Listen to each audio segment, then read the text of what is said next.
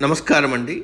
భగవద్గీతలో నేడు 18వ అధ్యాయము మోక్ష సన్యాస యోగమునందు 40వ శ్లోకము తాత్పర్యం వివరిస్తున్నది మీ విజయభాస్కర్. నా తదస్తి పృథివ్యా వా దివి దేవేషు వా పునః సత్వం ప్రకృతిజైర్యుక్తం యదేభిస్యాత్రిభిర్గుణై.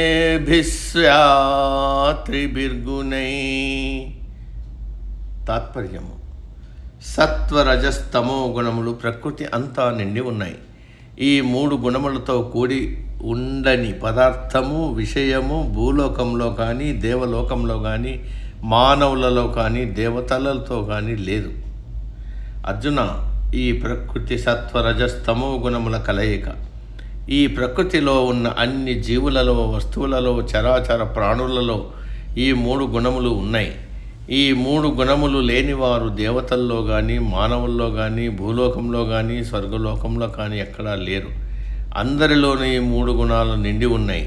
ఒక్క పరమాత్మ మాత్రమే త్రిగుణాతీతుడు. మనము కూడా గుణాతీత స్థితికి చేరుకుంటే పరమాత్మలో లీనమవుతాం. మనకు వంశ పారంపర్యంగా కొన్ని వ్యాధులు, లక్షణాలు వస్తుంటాయి. తండ్రి నుండి కానీ, తల్లి నుండి కానీ మధుమేహ వ్యాధి, రక్తపోటు సంతానానికి సంక్రమించడం సర్వసాధారణం. అలాగే ప్రకృతి జై అని వాడారు. అంటే ఈ మూడు గుణాలు ప్రకృతిలో నుండి పుట్టాయి. మనందరికీ ప్రకృతి తల్లి, తండ్రి. కాబట్టి ప్రకృతిలో నుండి పుట్టిన అందరిలోనూ ఈ మూడు గుణాలు అంతర్గతంగా తమ ప్రభావాన్ని చూపుతూ ఉంటాయి అని తెలుసుకోవాలి. కాబట్టి అందరిలోనూ, అంటే మంచివారిలోనూ, చెడ్డవారిలోనూ, మధ్య మార్గంగా ఉండేవారిలోనూ ఈ మూడు గుణాలు ఉంటాయి. ఈ మూడు గుణాలు లేనివాడు లేని జీవి, జంతుజాలము, పశుపక్షాదులు, వృక్షజాలము, మూడు లోకాలలో ఎవ్వరూ లేరు, ఏదీ లేదు. కాబట్టి ఆ మూడు గుణాలను వివేకముతో, విజ్ఞతతో, బుద్ధిని, విచక్షణను ఉపయోగించి వాడుకోవాలి.